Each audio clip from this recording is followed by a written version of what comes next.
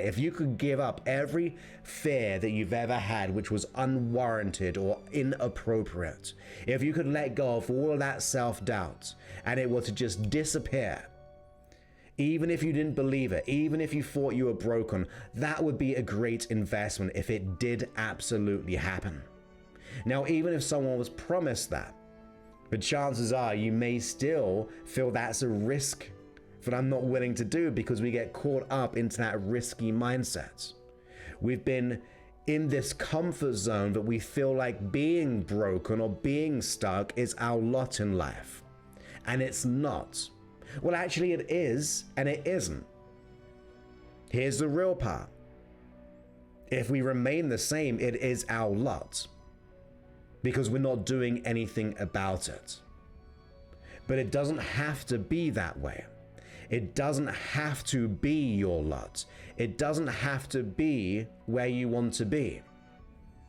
You can go out into the future and create a different world around you if you start to put the plans in place right now. If you start to take massive and inspired action, you start to make those small steps which will become the great powerful leaps. You may be comparing yourself to other people right now. But comparing yourself to other people is always going to get you stuck. There are no competitors in life. In fact, there is. I'm contradicting myself all the time in this episode. Because yes, the competitor is the you of yesterday, the you of the week before. Compare yourself from where you were and always grow more than that. Let your past be your competitor, where you go, I'm going to win today, that I'm going to do whatever it takes, that I'm going to look for the solution. You may have gone through many different interviews. Let's just say you're in a leadership position and you always don't quite get there. You want that next one, that next promotion, which is going to add another $20,000, $30,000 per year, maybe into your salary. Could be less, but it could be just more opportunity. It could be where you want to be heading. It's not always about the money. But let's say you feel like you haven't got there yet, that you're always being passed aside. That can create fear, that can create doubt, and that will start to become your story. That will become your expectation. But we've got to recognize those conscious and unconscious thoughts. Are we going to give them more life? Are we going to feed that fear? Are we going to feed the doubt? Or are we going to feed ourselves with the right thinking, the cultivated thinking that will allow us to move forward every single day, to learn from the experience, to grow from it? Because otherwise you will be self-sabotaging your experience. And I'm sure you've done it before. When unconsciously we self-sabotage because we don't want to fail, we don't want to be rejected, we don't want to feel like we're not enough. We can never be perfect. So therefore, your unconscious mind will take you out the game by providing you the fear, the procrastination, the ultimate generalizations in your life, distortions and deletions of opportunities, and it will try to stop you, to keep you stuck. And it will keep on doing that unconsciously. However, you can override it. You can work with your unconscious mind and get it to work for you. But you should not be the passenger in your life. You should be the driver of your life. You should be the person who goes, I'm going to work with my unconscious mind. It is my best friend. It's just a misguided one. It's been educated by the past, and I'm now going to educate it in the present. I'm going to let go of that past programming.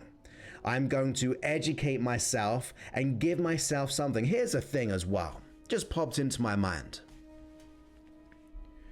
We invest so much in other people. We invest with our family. We give our all. We try to help people, right? You may invest in restaurants. But there's this weird thing in society that investing within ourselves, and it doesn't have to be money, it can be time, just solely time. But that's not something that we should do. Some people think that's even selfish because it means we can't help the people in our life. But we should make ourselves a priority. Your well-being, your health, your future should be the priority. You should be going more and all in on your self-development and that future goal than playing into the fears and playing into the doubts and playing into other people's worlds and society where our attention in some places shouldn't even be there. We need to be solely focused on one or two things. I like to focus solely on one thing. I want to go to that one thing. I'm going to give up and let go of everything which is not serving me in a very negative way to get to that goal. I'm going to look for the solution. I'm going to go all in finding what that is. I'm going to embrace the fear and do it anyway, like the great book. I'm going to take action every single day. I'm going to prioritize my time and not let it escape, because that's the one thing that we never get back. That's always disappearing. And remember that self-sabotage is trying to protect you. So how do we let go of that self-sabotage? Well, be at peace that you might not get there. Be at peace that it might be painful getting there. Be at peace it will take hard work to get there. Be at peace for everyone, or most people may go, you're not going to get there. Be at peace that people might say you're not enough. Be at peace when anything is coming your way, whenever that resistance is there, because that is life. We shouldn't shy away just because other people say things. We shouldn't just shy away from our goals and dreams based on that resistance. Be at peace with it. You see, when you're at peace with it, notice how it feels. If you could wake up one day and you were at peace with what everybody says about you going for that business or going for that promotion, if you didn't care about that, if it was none of your business, and you just put your attention in yourself, if you were totally at peace with that was naturally going to happen and you did not care about what people said, society said, or anything in between, if you were at peace that you may not get there fully and completely as quickly as you like, but you're at peace with it, notice how your neurology will feel if you felt that way. Think of the lack of pressure that gives. Notice the more freeing experience where you're like, do you know what? That's okay. People are going to hate me. Some people are going to deny me. Some people are going to criticize me. Some people are going to doubt me. And do you know what? That's okay.